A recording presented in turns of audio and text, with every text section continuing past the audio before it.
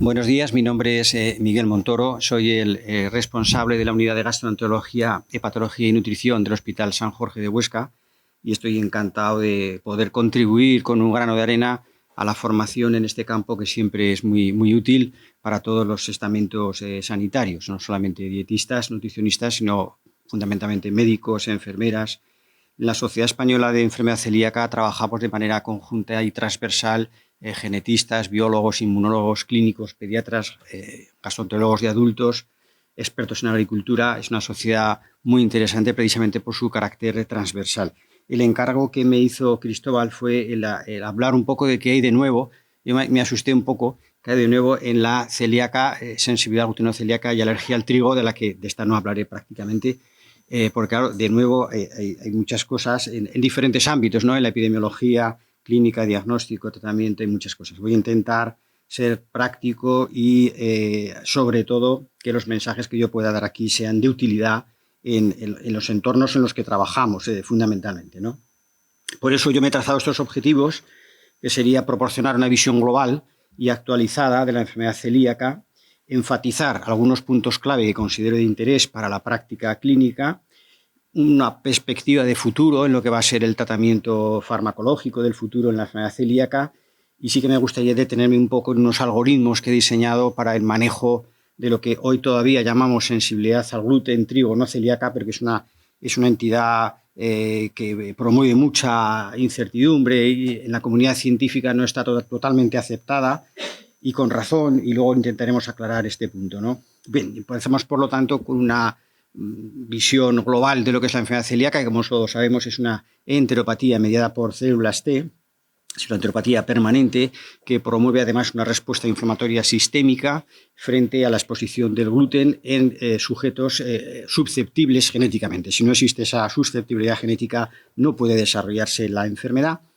Efectivamente, las tasas de prevalencia han cambiado en los últimos años. Hoy en día globalmente oscilan entre 0,5 y 2%, con una media del 1%, pero hay zonas, por ejemplo, la zona del saharaui, como bien sabéis, ahí hay una prevalencia mucho más alta, probablemente porque la carga genética allí, la impregnación genética es superior, y sin embargo en zonas donde se consumen cereales con poco gluten, como pueda ser el Extremo Oriente, y que además hay poca susceptibilidad genética, pues la prevalencia sigue siendo ahí bastante más baja, ¿no? Lo cierto es que los estudios que hay longitudinales y que han evaluado la prevalencia de sexos, siempre es la mujer. Es una cosa que siempre nos llama la atención, porque la sensibilidad al gluten no celíaca también. En este caso son 9 de cada 10 son mujeres, y es una cosa que deberíamos reflexionar sobre ello, porque es posible que ahí haya una clave para interpretar bien estos fenómenos, ¿no? Y los estudios longitudinales que se están haciendo están demostrando que efectivamente la enfermedad celíaca tiende al alza, por lo menos en algunos países como en Italia, en otros como Israel se mantiene estable, y sí que es cierto que desde el año 2000, ese gradiente norte-sur que había, la celíaca, yo cuando era residente, veíamos 1 o 2 casos por cada 100.000 habitantes. Antes del año 2000 esto era así, y después del año 2000, debido a numerosas razones, ¿no? La mayor concienciación del polimorfismo de expresión clínica de la enfermedad, los métodos serológicos sencillos, ¿no? y simples y fiables, ¿no? Pues esto se ha ido incrementando, y además el consumo de trigo se ha multiplicado de manera exponencialmente en todo el mundo, y eso ha hecho que se haya igualado ese gradiente norte-sur, y que en países como por ejemplo Canadá, Estados Unidos, Europa, Nueva Zelanda, la prevalencia se ha multiplicado, de 2 casos por cada 100.000, ahora son 20 casos de incidencia anuales, ¿no? Por tanto, por algunas razones, esto está incrementándose de manera, como digo, exponencial, ¿no? Y a pesar de eso, fíjate, el 70% de los supuestos celíacos siguen sin diagnóstico, y esto posiblemente es porque sigue habiendo una baja concienciación por parte de los clínicos que desconocen. Yo siempre que oigo hablar al doctor Arranz, que es un inmunólogo catedrático en Valladolid, nos dice siempre, la enfermedad celíaca hay que conocerla. Si no la conoces, no la diagnosticas, ¿no? Tiene una expresión polimórfica y, por tanto, este es un tema que sigue ahí, está por debajo de la punta del iceberg, ¿no? Para que un paciente desarrolle enfermedad celíaca hace falta la sumación es un trayecto, ¿no? Es una flecha que recorre 3 cosas, ¿no? Indudablemente hay una predisposición genética, todos lo sabemos, no vamos a insistir más en ello, que además tendremos una ponencia dedicada a ello. Luego está la exposición al gluten, de todos es conocido que el gluten, que es la mayor fracción proteica de los cereales, que contiene el trigo, cebada y centeno fundamentalmente, pues tiene prolaminas para las cuales nosotros no tenemos enzimas gástricas, pancreáticas suficientemente potentes como para hidrolizarlas y hacer que no sean inmunotóxicas. Este es un punto importante, ¿no? Por eso el gluten va a desencadenar esa base, el que va a promover la respuesta inflamatoria. Pero luego además hay factores ambientales. En Canadá, en Ontario, trabaja Elena Verdú, Inés Pinto, que son unas argentinas que se dedican mucho, y ellos siempre lo dicen, el gluten es la bala, pero quien la dispara no sabemos quién es, no sabemos quién es. Probablemente en la infancia determinado tipo de infecciones por reovirus, adenovirus, el virus Coxsackie parece estar implicado, de hecho se ha desarrollado una vacuna frente al Coxsackie, y agentes infecciosos que posiblemente actúan modificando la microbiota intestinal, alterando la permeabilidad intestinal, hacen que el gluten, que hasta entonces no era nocivo, a partir de entonces sí que lo sea, y cuando se desencadena la enfermedad. Y también hay otros datos. Hay, por ejemplo, prenatalmente la mujer que fuma o que toma una carga excesiva de gluten tiene más riesgo de desarrollar, de que un hijo sea celíaco, ¿no? Y si toma mucha fibra, pues entonces el riesgo baja. No parece que tenga relación el que nazcas por cesárea o por parto vaginal, no lo parece, y tampoco lo parece que la introducción del gluten más o menos precozmente influya. La mayoría de los estudios dicen que no. Es decir, que hay factores ambientales que todavía no conocemos bien, que son los que al final desencadenan ese cambio en la permeabilidad del embuso intestinal, que es el que va a facilitar la entrada de los péptidos del gluten y el desencadenamiento de la cascada de la inflamación, ¿no? Esta es la secuencia inmunológica. Los péptidos del gluten insuficientemente digeridos entran por vía transcelular o paracelular y ahí se encuentran con la transglutaminasa 2 que los va a desamidar, convirtiéndolos en péptidos inmunógenos todavía con mayor potencial de inmunogenicidad. Esos péptidos desaminados entran en contacto con las células presentadoras de antígeno y gracias a las variantes genéticas de los heterodímeros de Q2 y si no estuvieran no ocurriría este fenómeno, pues esas células presentadoras de antígenos presentan esos péptidos a las células T cooperadoras y son las que van a desencadenar o a promover esa cascada de acontecimientos inflamatorios que acabará destruyendo el epitelio y provocando una atrofia progresiva de las vellosidades, ¿no? La forma de expresión clínica, es decir, si no conoces la enfermedad no la diagnosticas, efectivamente. El patrón clásico que nosotros veíamos, sobre todo en los niños y que estudiábamos, de un patrón de malabsorción florida, con emaciación progresiva, etcétera, etcétera, no lo vemos en los adultos prácticamente. En los niños todavía se ve, pero en los adultos prácticamente lo vemos. Vemos el patrón no clásico, que es un patrón que se parece mucho al del intestino irritable. En realidad se parece a un conjunto de manifestaciones digestivas con criterios de aparente funcionalidad. Pacientes que tienen dispepsia, flatulencia, cambios del ritmo intestinal, inflazón, dolor abdominal y poco más. Y entonces, claro, ahí tenemos un problema, porque se solapan las manifestaciones del intestino irritable con las de la enfermedad celíaca. Y aquí nuestro mensaje a los médicos de familia es que, por favor, hagan un interrogatorio minucioso buscando otras claves que, añadidas a los síntomas digestivos, proporcionen la pista para bajar el umbral de sospecha clínica. Esas claves son las manifestaciones sistémicas. El gluten provoca una manifestación general. Rinitis, aftas, dermatitis, cefaleas, artralgias, astenia, foggy mind, que eso también se ve en la sensibilidad al gluten no celíaca. Y además probablemente incide en un paciente que tiene un familiar de primer grado y además tendrá a lo mejor una enfermedad autoinmune, una tiroiditis, una diabetes tipo 1 o una cromosomopatía. O sea, todas esas claves hay que recogerlas bien en la historia clínica del primer día para que puedas sospechar, porque si no la sospechas no la vamos a diagnosticar. Simplemente es esto, luego se ampliará información. Estas son las alteraciones autoinmunes y otras manifestaciones asociadas que conviene, como digo, conocer para no olvidar.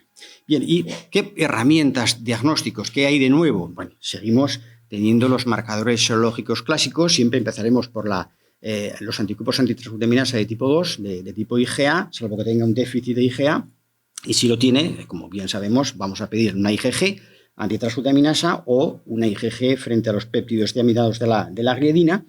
Y cuando la IgA antitransglutaminasa tiene un nivel, sí, que está un poquito por encima, no es normal, pero tampoco está demasiado alta, entonces es cuando hacemos los antiendomisio, que son los que van a certificar porque tienen más especificidad. Si no, no los hacemos. Y una cosa que hemos aprendido en los últimos años es que el nivel de transglutaminasa 2, cuanto más alto, más valor predictivo tiene para predecir que hay una atrofia biositaria. Y ese es el fundamento clínico por el que hoy en día la ESGAN recomienda ya no hacer biopsia en los niños, porque se ha demostrado que hay una correlación entre el nivel, cuanto más nivel, mayor posibilidad de atrofia vellositaria, ¿no? En respecto al test genético, nos hablarán, por lo tanto no vamos a insistir más, pero que nos está siendo de una gran utilidad, sobre todo en los seronegativos. Es decir, cuando hay una atrofia vellositaria seronegativa, si el paciente tiene un DQ2, DQ2 positivo, seguimos investigando porque no podemos descartar una enfermedad celíaca, ¿no? Hay otras aplicaciones en las que no vamos a insistir, porque luego se hablará de ellos, pero sí que hablaremos un poco de esto, ¿ves? Y esta clasificación, la famosa clasificación de Marsh-Oberhuber, donde está perfectamente estratificado la magnitud de la lesión. A mí me ha ocurrido que en la consulta, a mí me dijeron que era un 10% o un 24% de celíaco, ¿no? Es decir, la enteritis linfocítica, el recuento, estas cosas generan mucha confusión, ¿no? en el ámbito del público, si no las conseguimos explicar bien. Y he marcado con una flechita aquí la 3A, porque la atrofia parcial 3A hay mucha variabilidad entre patólogos, entre observador, y lo que uno considera que es atrofia, otro no. Y por tanto, esa es la razón por la que en los estudios de investigación a veces se centraliza la remisión de las biopsias para que sean dos patólogos expertos los que certifiquen el grado, la intensidad de la atrofia, ¿no? Simplemente ese comentario. En niños, la ESGAN efectivamente ya lo tiene claro, y la recomendación es que cuando tú tienes niveles muy altos, pues ya no hay que hacer biopsia si confirmas con antiendomisio, ¿no? Pero la americana no opina lo mismo, y si no, los pediatras me corregirán, pero la sociedad americana sigue insistiendo que no está de más hacer una biopsia, una primera biopsia, para tomarla como punto de referencia, entre otras cosas para que no se pasen por alto otras enfermedades.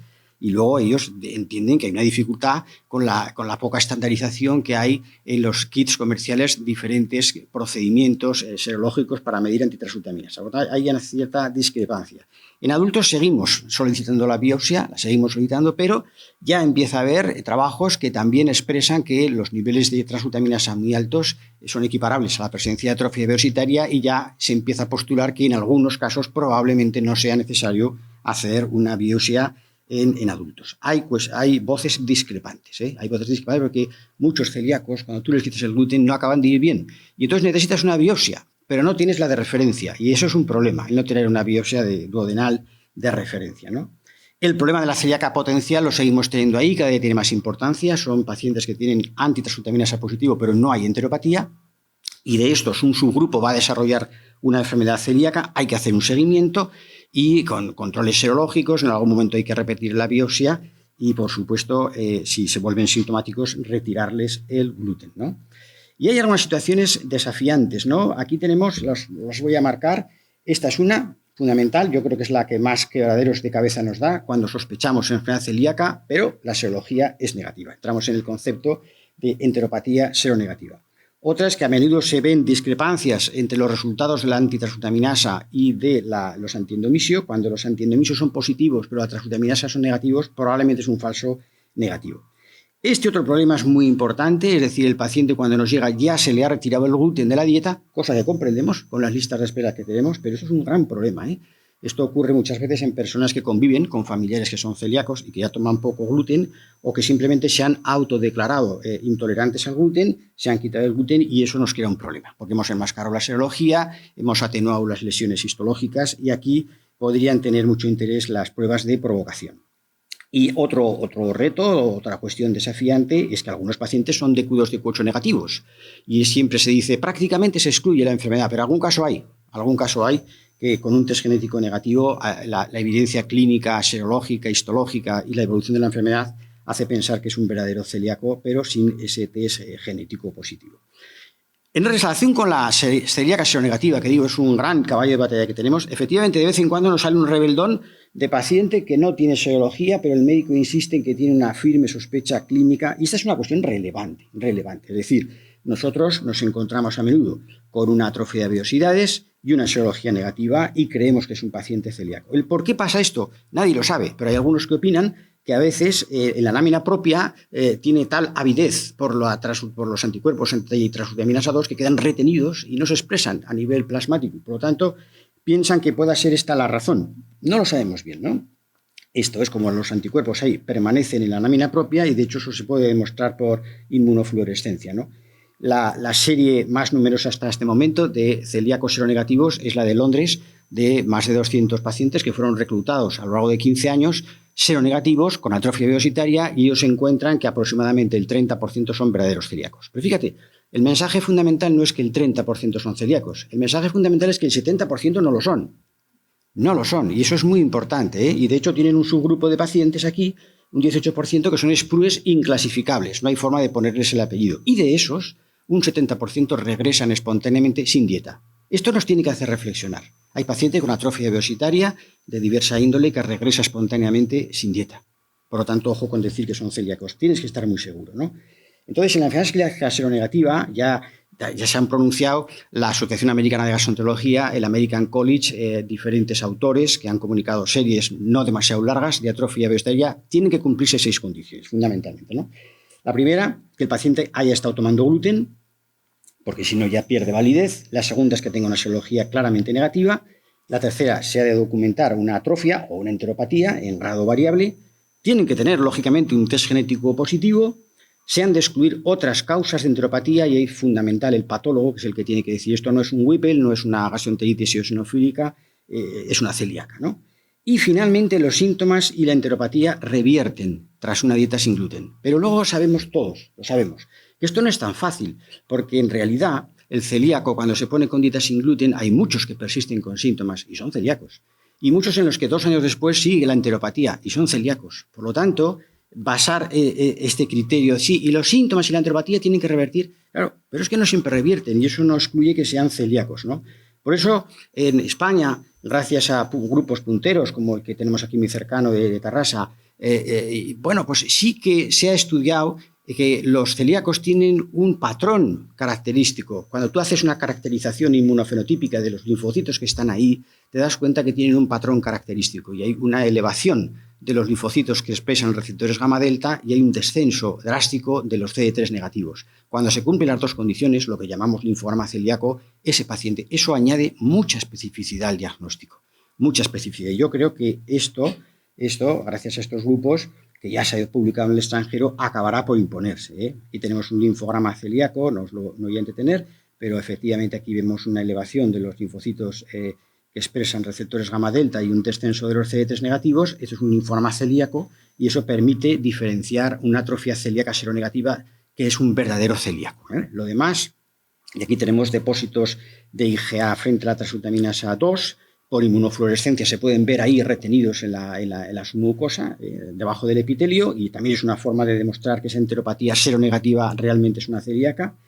Y hace el año pasado publicamos un monográfico en el programa que conocéis que se llama AEGastrum Senfic, que es un programa de la Asociación Española de Gastroenterología y de la Senfic, y dedicamos un monográfico a la celíaca. Y aquí se pone énfasis en algo que ya decía el protocolo del Ministerio, que cuando un paciente tiene una alta sospecha clínica y una serología negativa, pero la sospecha es elevada, hay que hacer la genética y si es positiva, biopsiar. Pero además de biopsiar, hacer un linfograma. ¿No? Pongo esto aquí porque ahora me dirán, bueno, bien, pero bueno, entonces, ¿qué es una sospecha clínica elevada? Porque ese es el gran problema, ¿eh? Decir, porque claro, el intestino irritable se parece mucho, pero como vendemos a todos los pacientes con intestino irritable al hacer una endoscopia hemos colapsado y además eso está pasando, ¿no? Entonces la Sociedad Europea para el Estudio del Hígado establece bien claramente cuándo, en qué situaciones clínicas estaría justificado hacer una biopsia duodenal en presencia de una serología negativa. O sea, hay circunstancias que obligarían a hacer biopsia aunque la serología sea negativa y son estas: paciente con diarrea crónica no sanguinolenta, de etiología no clara, el paciente con diarrea que tiene características claras de mala absorción, el paciente que tiene una anemia o un déficit de hierro no explicable por otra causa, también el paciente que tiene síntomas gastrointestinales inespecíficos pero tiene un familiar de primer grado o tiene una enfermedad autoinmune. Estas son situaciones claras en las que, a pesar de que la serología sea negativa, hay que hacer una biopsia duodenal. En el resto no. Todas estas otras que tenemos aquí son situaciones en las que estaría justificado hacer una serología, pero si la serología es negativa, no parece que sea coste efectivo indicar una biopsia. Todo es matizable, pero sí que creo y quiero incidir en este punto, que es uno de los mensajes claves que a mí me gustaría transmitir hoy aquí, es que no podemos seguir colapsando las unidades de endoscopia. Hay que seleccionar muy bien al paciente, qué paciente verdaderamente tiene criterios para derivarlo a una unidad de endoscopias para ver si es celíaco en caso de que sea seronegativo. El otro problema que teníamos desafiante, que es una cosa también nueva, es el enfermo que se ha retirado el gluten de la dieta y por lo tanto te han enmascarado la serología y la enteropatía. Aquí están muy indicados los test de provocación que luego tendremos ocasión de quiero resaltar que hay un test que consiste en medir los linfocitos T CD8 después de una provocación corta de 3 días. Muy importante, porque muchos se niegan a estar 6 u 8 semanas volviendo a tomar gluten para hacer una biosodovenal. En cambio, esto puede ser el futuro. Esto depende mucho de Conchita Núñez, que luego nos hablará y que ha dado un poco con esta tecla y lo ha publicado con Fernández Bañares. Es decir, ya hay literatura que habla de las ventajas que tiene esta prueba de provocación corta para estos pacientes retantes que se han quitado el gluten y que ya no hay manera de ver si hay enteropatía o no. Bien, y en el seguimiento sí que hay novedades importantes, ¿no? Tengo aquí este artículo que es interesantísimo. ¿Cuál es el objetivo? Cuando tú retiras el gluten de la dieta, el objetivo es interrumpir la cascada de la inflamación y resolver la enteropatía, con lo cual desaparecerán los síntomas, mejora tu calidad de vida. Este sería el objetivo ideal, pero claro, esto requiere de un seguimiento. Este artículo me ha gustado mucho, os lo dejo ahí la referencia, porque establece claramente la cadencia con la que hay que hacer el seguimiento de estos pacientes, ¿no? En el momento del diagnóstico, luego, al menos 2 veces en el primer año, entre los 3 y 6 meses y a los 12 meses, y luego hay que hacer un seguimiento periódico hasta la estabilización, y a partir de la estabilización se puede hacer cada 1 o cada 2 años, y ahí ya se puede hacer incluso en atención primaria. En esta primera fase, en el momento que se establece el diagnóstico, ya es muy importante empezar a contar con la contribución de un dietista nutricionista. Tiene un papel fundamental. Hay que hacer antropometría, hay que verificar los datos, la serología positiva, el test genético, si hay alteraciones nutricionales, sobre todo de los micronutrientes, cómo está el hierro, muy importante, luego lo miremos, hacer una densitometría no estaría de más en este momento y aprovechar esta circunstancia del diagnóstico para solicitar al paciente que se adhiera a una asociación de pacientes, porque eso tiene muchas ventajas, que se vacune de ciertas cosas, que tiene que vacunarse, a aprovechar el momento para hacer una búsqueda activa, intencionada de celíacos en la familia, lo que se llama cribado familiar, hacer un test de bienestar psicológico y planificar el seguimiento, ¿no? Eso sería lo que habría que hacer. Aquí entra como en juego el dietista. Es muy importante, pero no solamente para que el paciente conozca qué es lo que tiene gluten, qué es lo que no tiene y qué alimentos pueden o no, y hay que leer bien el etiquetado y cómo hay que evitar las contaminaciones cruzadas. Todo eso está muy bien, pero además el dietista tiene que advertir al paciente que como vaya al supermercado y se empiece a cargar la bolsa de productos procesados llenos de grasas saturadas, azúcares, tendrá dislipemia. Y ya hay trabajos que anuncian el riesgo de cardiopatía isquémicas más alto en celíacos. ¿Por qué? Porque no comen bien. Porque no hacen una alimentación sana basada en productos frescos y naturales, sino que van al supermercado y se cargan de galletas, croissants, que está todo muy rico, pero claro, cargado de grasas y de azúcares. Es algo fundamental. Luego hay que tener en cuenta que los celíacos, cuando tú les quitas el gluten, hay algunos que no van. Y no van porque además tienen un intestino irritable. Es que esto puede ocurrir. El intestino irritable tienes un 6% de la población, el celíaco es un 1%, se van a juntar. Y este dietista es probable que se enfrente ante el reto de hacer una dieta sin gluten y baja en FoodMaps. Por lo tanto, eso ya es una dieta que solamente la puede hacer un verdadero experto, ¿no? Por tanto, su papel es muy importante, muy importante. Bien, estamos aquí en esta segunda fase y quería resaltar el papel de la anemia. A la anemia hay que buscarla, Ojo, anemia y déficit de hierro no son siempre sinónimos. Un paciente puede tener déficit de hierro sin anemia. La anemia tiene múltiples orígenes, fundamentalmente la mala absorción, pero hay más datos. Y hay una cuestión que me gustaría resaltar. Dice, bueno, ¿y por qué no todos hacen anemia? Porque hacen anemia pues un porcentaje, no muchos, pero unos sí y otros no.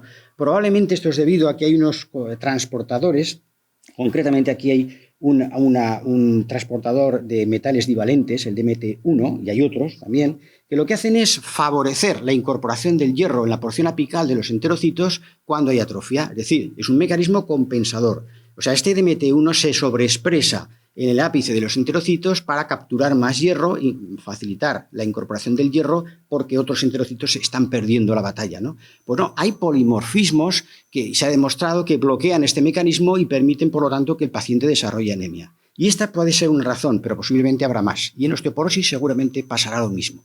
Hay mecanismos compensadores que intentan balancear esta cuestión, ¿no? Bueno, simplemente comentar que si no hay investigación las cosas no cambian.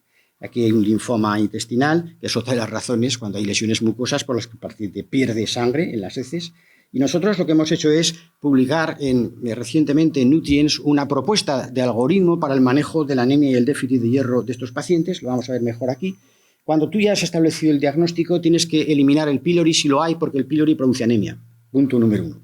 Y en segundo lugar, intervenga un dietista nutricionista y un procedimiento muy fino para detectar la mala adherencia, como son los GIPs en heces o en orina, los inmunopéptidos del gluten. Vale. Si la hemoglobina está por debajo del 10 o tiene síntomas de disfunción orgánica, hierro intravenoso. Bien. Si no es así, aún hay otras 3 situaciones en las que estaría justificado el hierro intravenoso. En primer lugar, cuando hay una atrofia moderada grave de vellosidades, porque ese paciente no absorbe el hierro, se queda impregnando la mucosa duodenal, lo irrita y además tiene efectos secundarios. Es mejor ir directamente a la vía endovenosa. La segunda es cuando se trata de un niño en pleno desarrollo neural o que tiene deterioro cognitivo, porque la deficiencia de hierro puede tener consecuencias irreversibles sobre su estado cognitivo. Es mejor endovenoso. Y la tercera es la persona joven, sana, que está trabajando y que tiene presentismo laboral, es decir, dificultad para adaptarse al puesto de trabajo, pérdida de rendimiento, porque el hierro es importante para el metabolismo celular y estos pacientes están cansados, mareados, no trabajan en condiciones. Es mejor ir a la vía endovenosa. Si no es así, en ese caso hacemos la vía oral y hacemos una monitorización. Si a los 2 meses no hemos subido al menos 2 gramos por hemoglobina, no se está absorbiendo y entonces hierro intravenoso. Vale. Respecto a la osteoporosis, es otro tema importante. Hay pacientes incluso silentes, sin apenas clínica, que desarrollan atrofia de vellosidades, tienen enteropatía y hacen osteoporosis. Este punto no lo podemos olvidar, porque hay niños con retraso de crecimiento que pasan desapercibidos, se plantan en 30 años, nunca han tenido clínica digestiva, nadie ha sospechado que podía tener una celíaca y a los 30 años empiezan a fracturarse. Esto hay que tenerlo muy en consideración. El tema de las vacunas también lo conocéis. Algunos celíacos desarrollan un hiposperismo funcional y es necesario vacunarlos frente al neumococo, la gripe, incluso el meningococo, el COVID, por supuesto. Bien, no quiero insistir más en este tema. Bien. Y finalmente está ese grupo de pacientes que no responden. Le has quitado el gluten, pasan 6 meses y siguen con síntomas o incluso con enteropatía. Hay una publicación muy interesante que lo que hace es decir, ¿qué hay que hacer en estos pacientes? 4 pasos. Yo no voy a insistir, solamente los voy a nombrar. Primero, a ver, que sea correcto el diagnóstico. Hay que volver al punto de partida y verificar todo para asegurarnos de que verdaderamente era un celíaco. Segundo, monitorizar bien la dieta, porque es muy probable que este paciente esté consumiendo gluten de forma intencionada o inadvertida. Tercero, descartar comorbilidades, que son las verdaderas responsables de los síntomas. El chico es celíaco, hace bien la dieta, pero tiene además una colitis microscópica, una intolerancia a azúcares, una insuficiencia exocrina del páncreas, un conjunto de situaciones que explican la persistencia de los síntomas, aún incluso de que, a pesar de que el paciente lleve bien la dieta. Y el cuarto paso es descartar una enfermedad celíaca refractaria. Esto ya requiere una complejidad técnica que hace que no todos los centros lo puedan hacer de una manera adecuada, ¿no? Volviendo a este tema, ¿cuál es la evolución de estos pacientes? Pues fijar, a los 2 años, esto es algo que no sabíamos, pero a los 2 años del diagnóstico hay un porcentaje variable de pacientes que persisten con enteropatía, con o sin síntomas. Tienen enteropatía. En España, el grupo de Fernández Bañales, por una parte, y también hay un estudio australiano muy bueno, han demostrado que 2 años después sigue habiendo enteropatía, al menos en el 50% de los casos, y en una proporción mayoritaria de estos pacientes estaban tomando gluten en la dieta, como lo demuestra claramente los péptidos inmunógenos del gluten en la orina o en las heces, ¿no? Por tanto, ese es un tema que hay ahí. La sensibilidad de los GIPs es superior a las encuestas estructuradas y a la labor que hace ese dietista nutricionista recabando posibles contaminaciones, etcétera, etcétera. Los GIPs son más fiables y más seguros. Y esto es importante porque estos pacientes con enteropatía muchas veces tienen transglutaminasa negativos. No te puedes fiar. Tienen enteropatía. Y el que tiene enteropatía tiene riesgo de linfoma. Por eso es importante monitorizar bien los efectos de la adherencia. Y esto es importante, ¿no? Bien, respecto a las perspectivas de tratamiento futuro, las voy a pasar muy por alto. Si uno evalúa un poco el trayecto, ¿no?, de los inmunopéptidos del gluten y todos los pasos metabólicos que hemos ido comentando, te das cuenta que se podrían hacer cosas en diferentes estaciones. Por ejemplo, podríamos neutralizar el gluten en la luz intestinal o mejorar la permeabilidad para evitar que el gluten entre con tanta facilidad por las uniones estrechas, o ciertas terapias inmunológicas que lo que van a hacer es restaurar la inmunotolerancia al gluten, y también hay terapias farmacológicas para la celíaca refractaria, ¿no?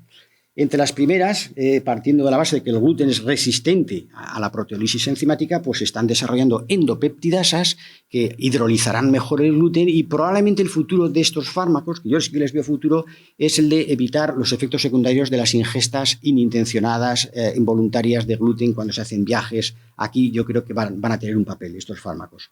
Hay otros, como el acetato de la azotida, que lo que hacen es mejorar la permeabilidad, cerrar las uniones estrechas, ¿no? Hay algunos ensayos ya, ha habido efectos secundarios, este tema está todavía en discusión.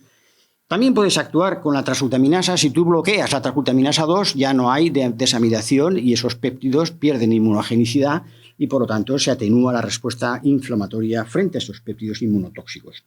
Terapias inmunológicas cuyo objetivo va a ser restaurar la tolerancia. Se ha desarrollado una vacuna sensibilizante cuyo objetivo es restaurar la tolerancia al gluten a largo plazo mediante la reprogramación de los linfocitos T activos frente al gluten.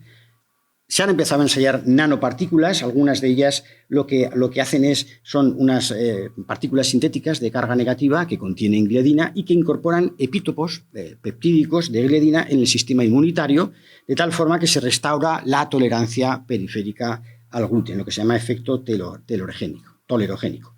Y luego hay bloqueantes de HLA-DQ2-DQ8, es decir, efectivamente esa es otra línea de investigación, puesto que estos heterodímeros juegan un papel fundamental en la presentación de los péptidos a los antígenos, a las células presentadoras de antígenos. Si tú bloqueas la línea de conexión, entonces interrumpes la cascada de la inflamación. Es decir, efectivamente son muchas líneas. Hay tratamientos específicamente dirigidos para la celíaca refractaria. Ya tenemos la budesonida, que ya lo conocíamos. Cuando la budesonida no va bien, se puede combinar con acetoprina, que es un inmunosupresor que inhibe la expansión clonal de los linfocitos B y T y puede ser eficaz combinado con la budesonida. Y tenemos también anticuerpos antiinterleuquina 15, son anticuerpos monoclonales que lo que hacen es desactivar las vías de señalización responsables de la cascada de la inflamación. Ya sabéis que la interleuquina 15 está sobreexpresada en la mucosa y en la lámina propia y, por tanto, esta es la responsable en muchos casos de las celíacas refractarias. Bueno, pues ya se ha demostrado que esto es efectivo y ahora hay un ensayo internacional en el que España está participando para ver qué efecto podría tener estos anticuerpos monoclonales en los celíacos no respondedores. No digo refractarios, sino no respondedores, ¿no? Bien. Y también hay líneas abiertas para el microbioma. Sabéis que el microbioma está alterado en los enfermos celíacos y se están ensayando probióticos que pueda ser que modifiquen un poco este escenario tan desfavorable. Hasta aquí la celíaca. Bien, me han comentado que hay un nutrido grupo de dietistas, nutricionistas en la sala. Voy a intentar resumir, pero creo que este tema es importante y hay que aclararlo, ¿eh? Lo que conocemos como sensibilidad al gluten no celíaca, que en el año 74 ya se publicó un caso, ¿no? Luego se publicaron 9 seguidos. Bueno, es un paciente que él autodeclara que es intolerante al gluten, que es un mal término. No utilicéis ese término. Es que el término intolerancia al gluten se desestimó en el consenso de Oslo. Es un cajón desastre que no lleva a ninguna parte. Ellos se autodeclaran, pacientes autodeclaran como intolerantes al gluten, tienen síntomas gluten dependientes, tanto digestivos como extradigestivos, y en ese paciente tú no consigues demostrar que sea un celíaco y tampoco tiene una alergia al trigo, pues tiene una sensibilidad al gluten no celíaca. Perfecto. Estos son los criterios de Salerno que nos decía el otro día el doctor Molina Infante, que en realidad nunca llegaron a estar vigentes. Pero en los criterios de Salerno, el grupo italiano lo que llamaba la atención es sobre el hecho de que estos pacientes tienen síntomas digestivos, que ya os los digo, pirosis refractaria a los inhibidores de la bomba de protones, dispepsia, flatulencia, cambios del ritmo intestinal. Y a esto se añaden llagas en la boca, artralgias, dermatitis, cefaleas, astenia, mente embotada, mente nublada, lo que llamamos el foggy mind. No todos tienen todas estas cosas, pero muchos, si preguntas, encuentran. Ese conjunto de síntomas digestivos aparentemente funcionales y extradigestivos es el que alerta sobre la posibilidad de que sea una sensibilidad al gluten, trigo no celíaca. Y son mujeres. 9 de cada 10 son mujeres. Bueno, pues ellos lo que decían era que para demostrar de forma fehaciente que era el gluten el responsable de los síntomas, hacían una prueba doble ciego cruzado de tal manera que en 3 semanas, la primera semana le das al paciente gluten o placebo, él no lo sabe, tú tampoco, es un doble ciego. La segunda semana hay un periodo de lavado, vuelves a dar dieta sin gluten y la tercera semana, si habías dado placebo, ahora das gluten, si habías dado gluten, ahora das placebo. Bueno, pues cuando se ha hecho eso, fijaros, esto que os pongo aquí es un trabajo de fin de grado de una de nuestras alumnas de nutrición, ya de hace unos años, donde demostramos en un estudio piloto de no muchos pacientes, que efectivamente cuando los pacientes se autodeclaraban que eran sensibles al gluten, tú les quitabas el gluten y la mayoría de los indicadores de síntomas digestivos e extraintestinales bajaban y la diferencia era significativa. Pero no solamente eso, sino que el cuestionario ultracorto de calidad de vida, que mide cosas muy interesantes, también en los 4 ítems demostraba una diferencia estadísticamente significativa. Pero claro, esto era un estudio piloto, no controlado, con todas las desventajas que tiene esto, un piloto de muy baja, clara de evidencia. Ahí están, las gráficas son muy claras. Pero claro, cuando se ha aplicado en la literatura metaanálisis de aquellos grupos que han utilizado los criterios de Salerno, con el doble ciego que os he comentado, entonces nos hemos llevado una sorpresa. La sorpresa es la siguiente. Los pacientes, solamente del 16 al 20% se consigue demostrar que sea el gluten el responsable. En el resto de los casos son los fructanos. Fijaros, el trigo, la cebada y el centeno tienen agregados de fructosa que son fructanos. Son los FODMAS llamados, que lo que tienen son carbohidratos de cadena corta que se absorben mal. Al no absorberse, son fruto de la fermentación, de la actividad fermentativa de las bacterias y generan gas, hidrógeno, anhídrido carbónico, gas metano. ¿Qué le ocurre a un paciente con intestino irritable? Que tiene una hipersensibilidad visceral. Claro, si tiene una hipersensibilidad visceral, ese gas ejerce una compresión, activa mecanorreceptores y percibe esa sensación como muy molesta, cosa que no le pasa a una persona que no tiene intestino irritable. Por eso, los fructanos son los principales responsables de la sintomatología de los pacientes que creen que es el gluten. Ahí lo expresa claramente, ¿no? Además, este es un estudio que demuestra claramente que es más probable que la sintomatología de los sensibles al gluten sea por los fructanos que por el gluten propiamente dicho. Y aquí hay otra que demuestra cómo los ATIs, los famosos inhibidores de la tripsina, de la amilasa tripsina, que están muy presentes en los trigos modernos a concentraciones mucho más altas que los trigos ancestrales, y ya se ha demostrado que esto ejerce un efecto activador de la inmunidad innata, es probable que también estén implicados. O sea que el trigo tiene diferentes componentes y todavía no tenemos muy claro cuál de esos componentes es el verdaderamente responsable de la sintomatología de estos pacientes. El gluten probablemente lo es en no más del 20% de los casos. Cuando nosotros vemos un paciente en la consulta que nos remiten por esto, de verdad que es un verdadero lío. Porque fijaros, a nosotros nos viene un paciente con una clínica sugestiva de intestino irritable que no responde al tratamiento. Nuestra principal preocupación en ese momento es descartar que tenga un problema orgánico, un Crohn, una colitis ulcerosa, un cáncer, y tenemos que interrogar muy bien si hay síntomas de alarma o si hay sangre oculta, calpotectina en las heces, elastasa pancreática. Descartar organicidad. Eso es lo que nos preocupa. Si eso ya lo hemos hecho, tenemos aquí un paciente con intestino irritable. Fijaros esta línea amarilla que os he puesto aquí, que está enlazada con la de la sensibilidad al gluten. ¿Por qué? Porque es que las manifestaciones clínicas del intestino irritable y de la sensibilidad al gluten son similares. Son similares, se solapan, y esto nos crea un verdadero problema. ¿Tiene el paciente una sensibilidad al gluten no celíaca? Bueno, tendrías que descartar celíaca y alergia al trigo, pero se parece mucho al intestino irritable, ¿no? Entonces, claro, ahora os diré las últimas noticias que nos vienen del Reino Unido de cómo hay que abordar estos pacientes. Pero de verdad que es un verdadero problema este solapamiento. Hay 3 tipos de pacientes, fijaros bien, sobre todo para los dietistas. Mirad, el paciente más fácil es el que todavía consume gluten en la dieta en el momento que consulta. Si todavía sigue consumiendo gluten en la dieta, miramos el HLA. Si el HLA es negativo, no puede ser un celíaco. Por lo tanto, nos evitamos la biopsia duodenal. Muy importante, no colapsamos las unidades de endoscopia. Y le ofrecemos una dieta sin gluten o bien un consejo dietético por dietista nutricionista de acuerdo a las recomendaciones que aparecen en este artículo que os dejo ahí la referencia. ¿De acuerdo? Si es positivo el HLA, puede que sea un celíaco, ¿no? Puede que sea. En ese caso, le proponemos una biopsia duodenal y si el paciente tiene un MARS1, recordar que son mujeres y que las mujeres muchas veces toman antiinflamatorios para la dismenorrea y eso sube los linfocitos. ¿De acuerdo? Eso es importante. Pueden estar infectadas por el pylori y eso produce enteritis linfocítica. No tiene por qué ser una enteropatía celíaca. Hay que tener en cuenta estas circunstancias. Y aquí, de nuevo, los linfogramas intraepiteliales nos van a dar de gran ayuda para decir si son celíacos o es otra cosa, ¿no? Si es un MARS3A, recordar que hay variabilidad interobservador, pero haríamos lo mismo. Y si es un MARS3C o 3B, parece más claro, es muy probable que tenga una enfermedad celíaca seronegativa, pero no está de más reforzar el concepto con un linfograma intraepitelial. Este es el más fácil. El intermedio es este otro. Es un paciente que ya se ha quitado el gluten, ya nos ha creado una dificultad. Nosotros le ofrecemos una reexposición al gluten, una prueba de provocación y lo acepta. Vale, perfecto, por eso es un nivel de dificultad intermedio. Y entonces entramos en lo mismo. Hacemos serología, si es positiva, biopsia duodenal y miramos el grado de enteropatía. Y si es negativa, otra vez el DQ8. ¿Por qué? Porque si es negativo nos ahorramos la biopsia y si es positivo le hacemos la biopsia duodenal y en función de los hallazgos lo clasificamos, ¿no? ¿De acuerdo? Y este es el más difícil. Este es el que se ha retirado el gluten y no quiere la prueba de provocación, no quiere. Aquí lo que hacemos es un DQ2, DQ8, de nuevo, porque si es negativo no va a ser celíaco, puede ser una sensibilidad al trigo no celíaca, y si es positivo puede que sea celíaco. Volvemos a insistir, y aquí sí que yo veo, Conchita, veo una aplicación para hacer los linfocitos CD8 tras provocación corta, porque si nos da positivo es un refuerzo que tenemos para decirle haga el favor de estar 4 semanas con gluten, porque hay que biopsiar ese duodeno, ¿no?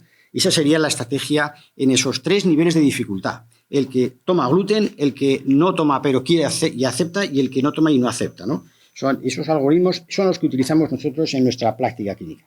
Y este es el artículo dirigido fundamentalmente a vosotros, a dietistas, que es del año 22 y que nos viene a decir, en este artículo, lo primero que dice es que el paciente entre fármacos, psicoterapia o ya termino, o intervención dietética, prefiere la intervención dietética, punto número 1. Y aquí tenéis un repaso de todos los estudios controlados que han evaluado la eficacia de la retirada del gluten, de la retirada del FODMAPs o de una dieta sana o incluso mediterránea. Está aquí perfectamente todo explicado y al final cuando los compara encuentra que no hay diferencias estadísticamente significativas entre un tipo de dieta y otra. Es decir, lo mismo da dar una dieta sana, saludable, la del NICE, por ejemplo, que una dieta baja en FODMAPs o una dieta baja en gluten. Estos son resultados de un metaanálisis. Por tanto, aquí la intervención del dietista tendría que ser esta es prácticamente la última diapositiva. Hay que abordar caso a caso, de forma individualizada, indagar siempre acerca de alimentos que precipitan los síntomas, explicar las pruebas que avalan la recomendación. Cuando tú vas a recomendar una dieta baja en FODMAP, tienes que explicarle cuál es la evidencia científica que apoya esta decisión, investigar la sobreingesta de fructanos, que eso también lo vemos, y al final considerar cuál es la estrategia más beneficiosa. Unas veces de abajo arriba y otras veces de arriba abajo, pero eso ya lo dejamos para la discusión. Y esta diapositiva resume los efectos deletéreos de la dieta sin gluten. Eso de quites el gluten, ya hemos acabado, porque eso puede traer consecuencias nocivas y deleterias para la salud. Si retiramos el gluten, tiene que responder a un fundamento científico. No podemos retirar el gluten a la brava porque eso puede ser que perjudique al paciente. Además, la dieta es más cara, la compra es más difícil y la calidad de vida de los pacientes es peor. Bueno, de la alergia al trigo no voy a hablar. No es un tema que nosotros veamos. Lo ven sobre todo en niños y tiene su procedimiento diagnóstico y aquí hay poca novedad que comunicar. La última noticia que quería deciros es que la Sociedad Española de Enfermedad Celíaca tiene el propósito de desarrollar 20 protocolos clínico-asistenciales para clarificar todas estas cuestiones de tal forma que tengamos unas evidencias avaladas por una sociedad científica que nos guíen en cada momento sobre la conducta mejor a seguir. Nada más. Muchas gracias.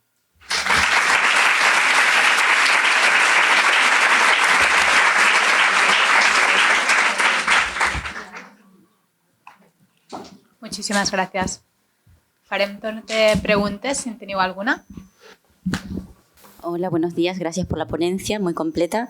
Quería hacer 2 preguntas. Una es tener más información cuando el paciente no quiere comer 4 semanas gluten. ¿Cómo lo hacéis? Porque he escuchado que algunos médicos lo que hacen es la biopsia con recuento de linfocitos, aunque la persona no esté comiendo gluten, y que eso sería suficiente. Y luego, en caso de que no haya enteropatía, pero sí, por ejemplo, ataxia por gluten, que es algo bastante grave, si vosotros tenéis experiencia y conocéis varios casos de este tipo. Gracias. Bien. Respecto a la primera cuestión, es un verdadero desafío, porque si el paciente se ha retirado el gluten y no acepta la prueba de provocación para reproducir las lesiones histológicas, ahí tenemos un problema, ¿no? Porque aunque hagas el contagio de linfocitos, claro, si tú llevas tiempo sin gluten, sin tomar gluten, es que eso va retrocediendo, ¿no? Aquí podemos recurrir a una prueba de provocación corta, que luego os explicaremos con más detalle, que son 3 días.